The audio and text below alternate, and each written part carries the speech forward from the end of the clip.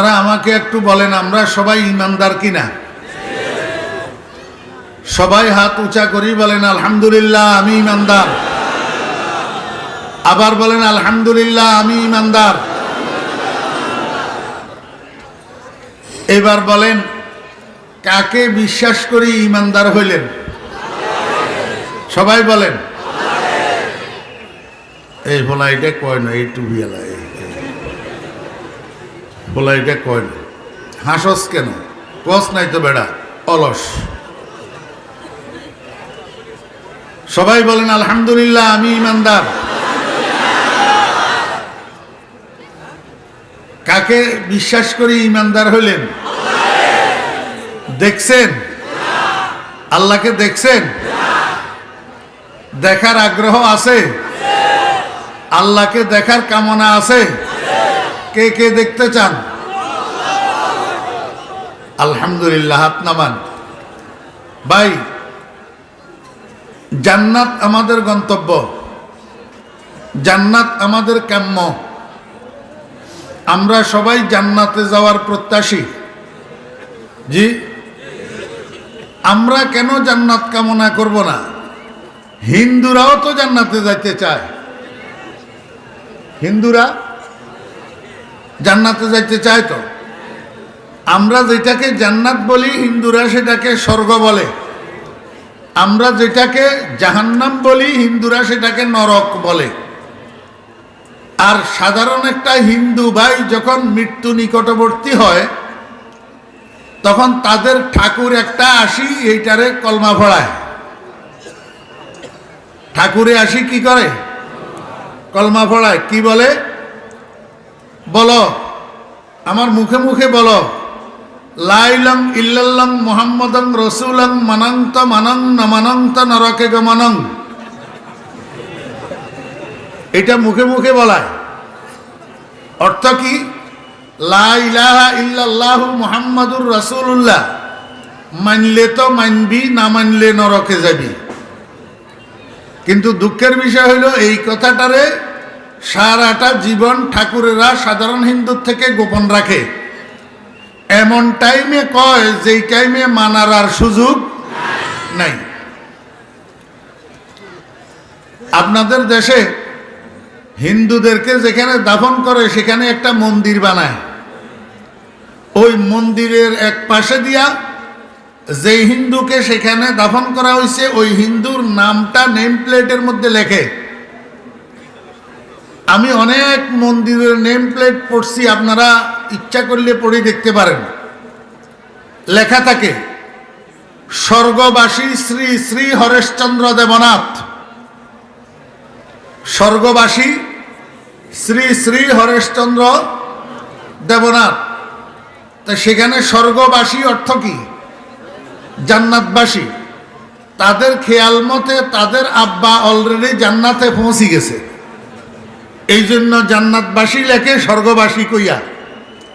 তা হিন্দু ভাইয়েরা যদি জান্নাত কামনা করতে পারে, আমরা তো মুসলমান, আমরা জান্নাতের কামনা করব না? কিন্তু কি জন্য জান্নাত কামনা করব? কি জন্য? আশেকা জান্নাত বরায়ে দোস্তে মিদারন্দে দোস্ত। আশেকা জান্নাত বরায়ে দোস্তে মিদারন্দে দোস্ত।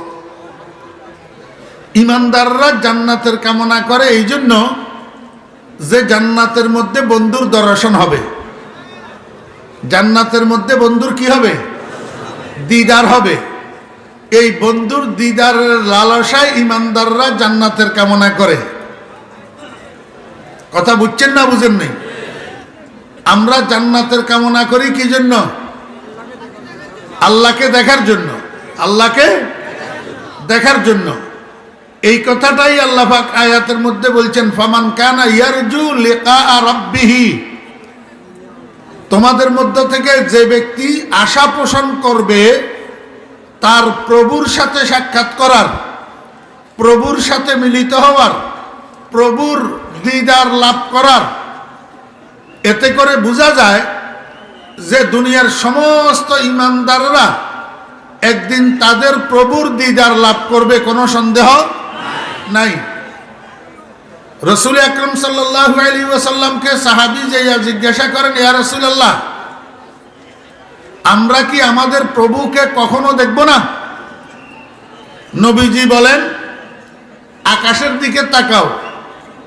সাহাবী কয়, জি তাকাইলাম ইয়া রাসূলুল্লাহ সাল্লাল্লাহু আলাইহি ওয়াসাল্লাম। রাসূল আকরাম সাল্লাল্লাহু আলাইহি ওয়াসাল্লাম জিজ্ঞাসা করেন, কি দেখতে পাও? কয় যে, ইয়া রাসূলুল্লাহ, চন্দ্রটা দেখতে পাইতেছি। আল্লাহর হাবিব বলেন, পূর্ণিমার রজনীতে আকাশের পরিপূর্ণ চন্দ্রটাকে তোমরা যেমনি ভাবে দেখতে পাও, তেমনি ভাবে তোমাদের প্রভুকে একদিন দেখতে পাইবা। আপনারা আমাকে বলেন, পৃথিবীর যেই ভূখণ্ডের আকাশে যখন চন্দ্র উদিত থাকে, সেই ভূখণ্ডের অধিবাসীরা চন্দ্রটাকে দেখার জন্য ধাক্কাধাক্কি করা লাগে, ঠেলাঠেলি করা লাগে, লাইন ধরা লাগে, টিকিট করা লাগে। আল্লাহু আকবার। নবীজি বলেন, জান্নাতের মধ্যে তোমাদের রবকে তোমরা এমনি ভাবে দেখতে পাইবা। আমি আপনাদেরকে অল্প সময়ের মধ্যে এই কথাটা একটু বুঝাইতে চাই যে জান্নাতের মধ্যে ইমানদাররা আল্লাহ পাকের দেখা পাবে কিভাবে কখন জান্নাতের মধ্যে ইমানদার আল্লাহ পাকের দিদার লাভ করবে। রাসূল আকরাম সাল্লাল্লাহু আলাইহি ওয়াসাল্লাম ইরশাদ করেন, জান্নাতের মধ্যে একটা বাজার হবে, বাজার। চন্দ্রগঞ্জ বাজার আসেনি, মান্দারি বাজার আসেনি, ও বসুরহাট বাজার আসেনি। জান্নাতের মধ্যে এরকম একটা বাজার হবে। আপনাদের দেশের বাজারগুলা সপ্তাহে 2 দিন মিলে, শুক্রবার সোমবার, শনিবার মঙ্গলবার, রবিবার বুধবার, এভাবে মিলে না। জান্নাতের বাজারটা শুধু শুক্রবার জুমার দিন বিকেল বেলায় মিলবে। এই বাজারটার নাম হবে সুকে তুবা। আরবি ভাষায় বাজারকে সুক বলে, মার্কেট। আর তুবা শব্দের অর্থ হলো আনন্দদায়ক। তো সুকে তুবা অর্থ আনন্দ বাজার। এই বাজারের মধ্যে বেচা কিনা হবে কি? আল্লাহর হাবিব জনাব রাসূলুল্লাহ সাল্লাল্লাহু আলাইহি ওয়াসাল্লাম ইরশাদ করেন, এই বাজারের মধ্যে শুধু একটা মাত্র পণ্য ক্রয় বিক্রয় হবে। ওই পণ্যটা হলো ফটো। ফটো ফটো এখন দুনিয়ার মানুষ ফটোর জন্য পাগল।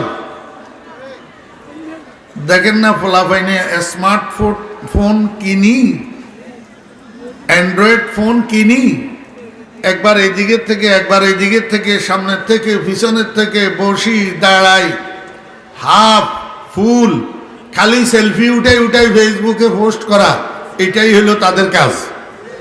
হ্যাঁ, এদিকে নাই। হ্যাঁ, কয় না, কথা কয় না। মনকষ্ট গেলে আমারে মাফ করে দিবেন। এই আলেম নামের মানুষ কতগুলা এই কারবারটা করে। বিভিন্ন ডিজাইনের ফটো উঠাইয়া মাসে একবার ফেসবুকের আইডি পরিবর্তন করে ফটো দিয়া। হ্যাঁ, আমি কই আলেম না তুমি জালেম। এই হক কথা কইলেই তো বেজাল। হ্যাঁ,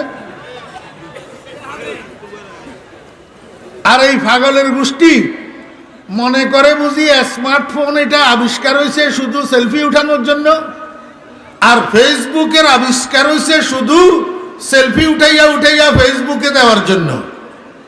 কি লাভ? এ তোর ছবি এগুলার ডিজাইনের ছবি ফেসবুকে যে খালি পোস্ট করস, এটার দ্বারা তোর কি লাভ? জাতির কি লাভ? এই জানোয়ার, কি ফায়দা তোর? হয় শরঈ প্রয়োজন, না হলে রাষ্ট্রীয় প্রয়োজন। এই 2 প্রয়োজন ছাড়া বিনা প্রয়োজনে ফটো উঠানো হারাম। কি হারাম? হয় শরঈ প্রয়োজন লাগবে, তুমি হজে যাইতেছ, উমরায় যাইতেছ, ভিসা করার জন্য ফটোর দরকার, উঠাইতে পারবা। ন্যাশনাল আইডি কার্ড বানাইতেছ, ফটো উঠানো লাগবে। হয় রাষ্ট্রীয় প্রয়োজন, না হলে শরঈ প্রয়োজন, অন্যথায় বিনা প্রয়োজনে ফটো উঠানো হারাম।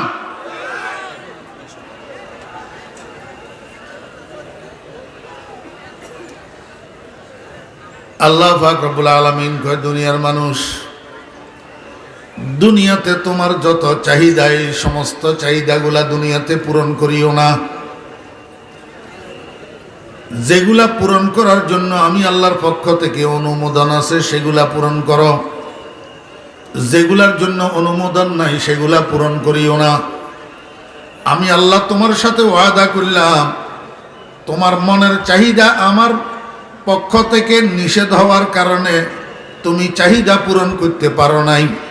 আমি আল্লাহ ওয়াদা করলাম, জান্নাতের মধ্যে আমি তোমার এক একটা চাহিদা পূরণ করে দেব। একটা একটা চাহিদা আমি কি করে দেব?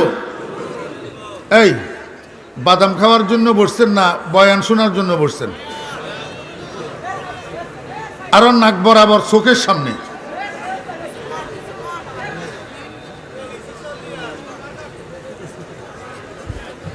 ফ্যাটের ভিতরে কি ঢুকছে? বাদাম খাওয়ার আর সময় নাই।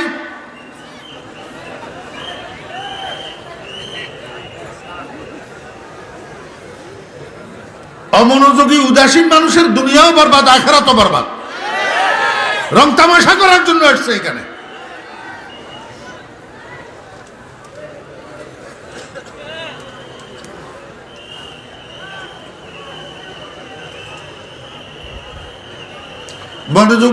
মনোযোগ আসেনি?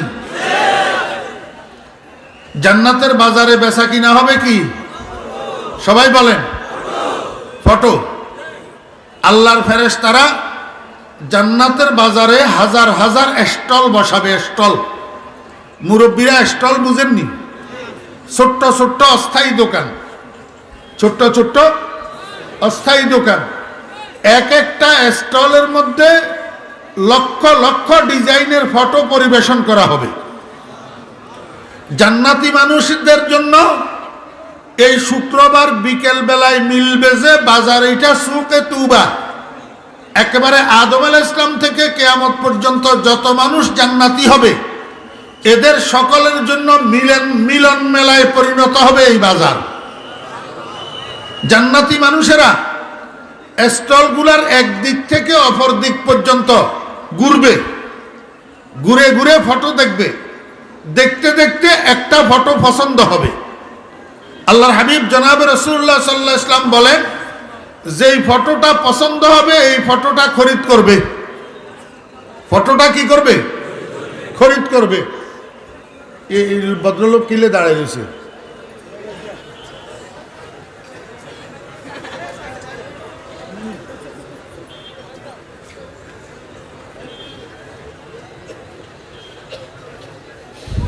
ইয়ার শাড়ি দেন, ইয়ার মনে হয় আসতেন, ইয়ার হাজত হয়েছে।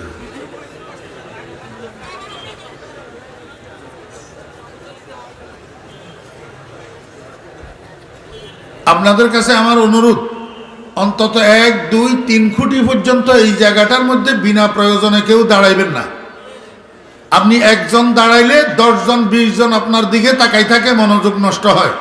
এটার জন্য আপনি আল্লাহর কাছে দায়ী দিতে হবে কারো মনোযোগ যদি আপনি নষ্ট করেন।